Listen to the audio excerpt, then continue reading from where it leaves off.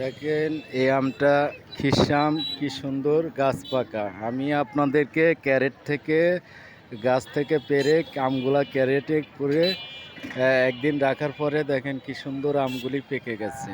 আমগুলির নাম জাতে খিরসাম। এটা অনেক টেস্টি, অনেক মজার। আমি প্রতিটা আম ঘুরিয়ে আপনাদেরকে দেখাই, দেখলেই বুঝতে পারবেন। এই যে এগুলো আপনার গাছে পাকা আম, কোনো মেডিসিন কোনো কিছু নাই। আমগুলি গাছ থেকে সরাসরি গাছ পাকা আম আমি বাজারের থেকে এনে বাজারে বিক্রি করে থাকি। প্রতিটা আমি আপনাদেরকে দেখাই। এ দেখেন ক্যারেটের ভিতরে কি করে রাখতে হয়।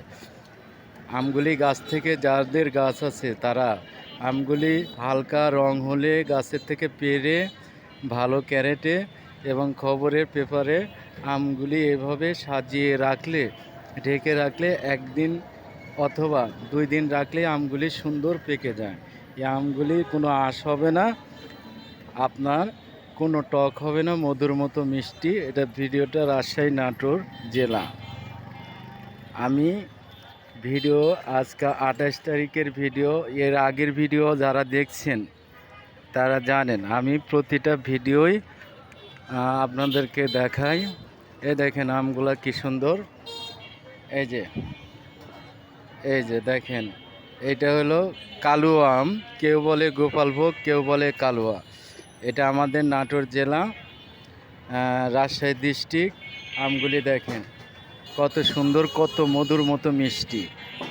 এরপরে পরের ভিডিওতে আমগুলি আপনাদেরকে কেটে দেখাবো। আমের ভিতরে অনেক রং লাল, অনেক হলুদ, অনেক মিষ্টি, অনেক টেস্ট। এটা খিরসাম, এটা খিরসাম আপনার গাছ পাকা। এই আমটা আমি বিকালে গাছ থেকে পেরেছি।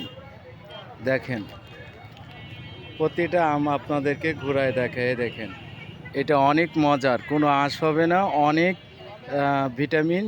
এটা কোনো ফরমালিন কোনো কিছু নাই। আমি কিভাবে আমগুলা রাখছি দেখেন।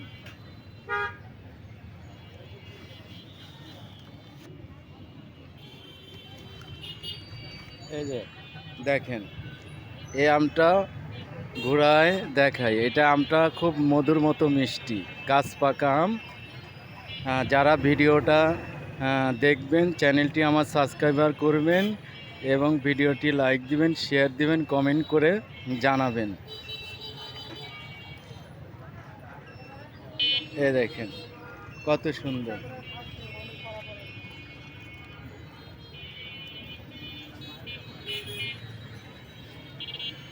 এই যে